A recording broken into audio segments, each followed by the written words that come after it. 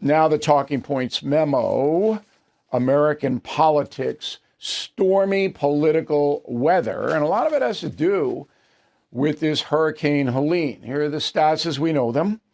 About 140 Americans died in the storm. North Carolina, 57 dead. South Carolina, 31. Georgia, 26. Florida, 11. Tennessee, 6. Virginia, 2. Okay? 600 people are missing. That means they're probably dead. But I shouldn't say that because there's communication breakdown, so they might be, but a good portion of the 600 are dead.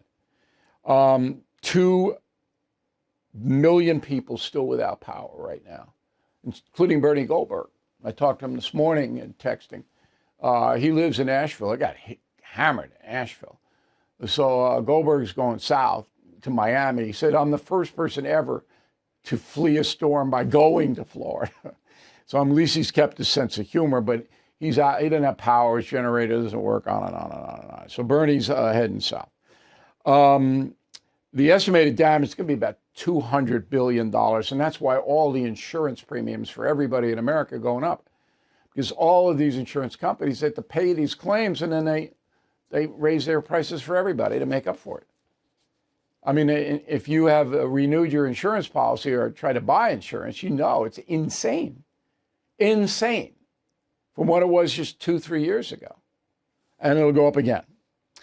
Now, President Biden is doing what every president does, promising federal relief money, FEMA, okay? And the money will get there. It's a bureaucracy. It's not going to be on the spot. You know it. Donald Trump went down, okay, to Georgia, Valdosta, to try to rally morale, you know, and it was a good political move. He's engaged, so he's there. But while on the ground, he said this, quote, I was also going to stop into North Carolina, which has really been hit hard. I have a lot of supplies ready for them, but access to communication now restricted. Want to make sure the local emergency management is able to focus on helping the people most affected and not being concerned with me. That's good right there. I'll be there shortly, but don't like the reports that I'm getting about the federal government and the Democrat governor of North Carolina going out of their way to not help people in Republican areas, unquote. That was on social media. Okay, now, immediately when he brings the federal government and the Democratic governor saying they're not helping Republicans, the press has got a story. And NBC News asked Trump about it. Go. The other interesting thing about Trump's visit here, he had been saying on Truth Social that he believes Democrats, specifically the governor of North Carolina and the federal government, had been intentionally denying aid to Republican parts of the Tar Heel state. I asked him what, if any, evidence he had to back that up. You can see what he said here.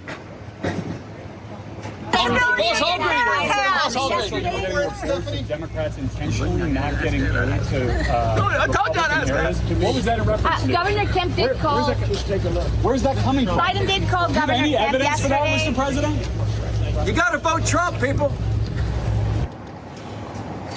Very difficult to hear his response there on that clip, Katie, but his answer was, take a look. Essentially, I've got nothing to show you right now. Go find it yourself.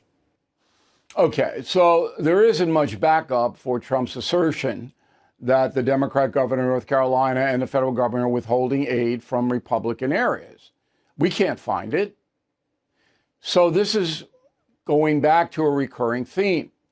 Trump helped himself by going down to the storm-affected areas. That was a very good move. But then he says something that the media doesn't like, okay? And the media demands, well, where's the backup? And the Trump people don't have it. So that diverts the story from him going there, positive, into a negative. You see?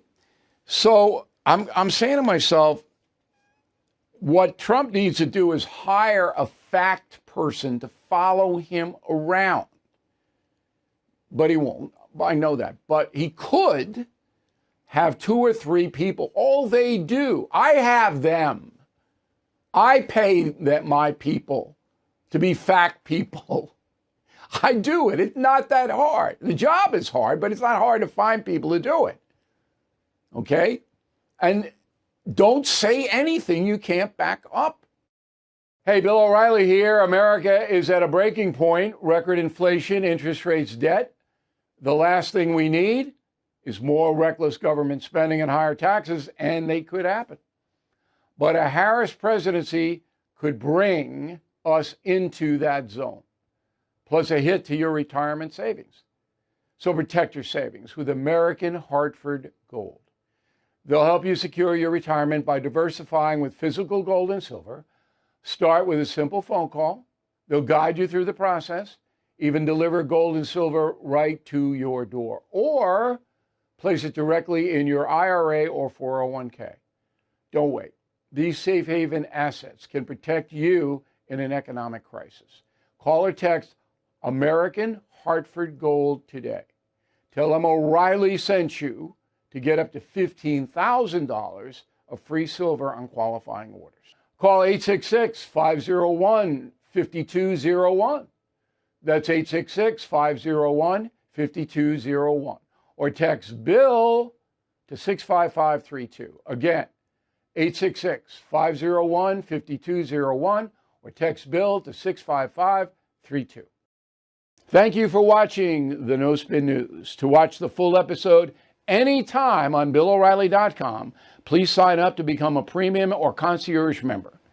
Visit BillO'Reilly.com to sign up and start watching today.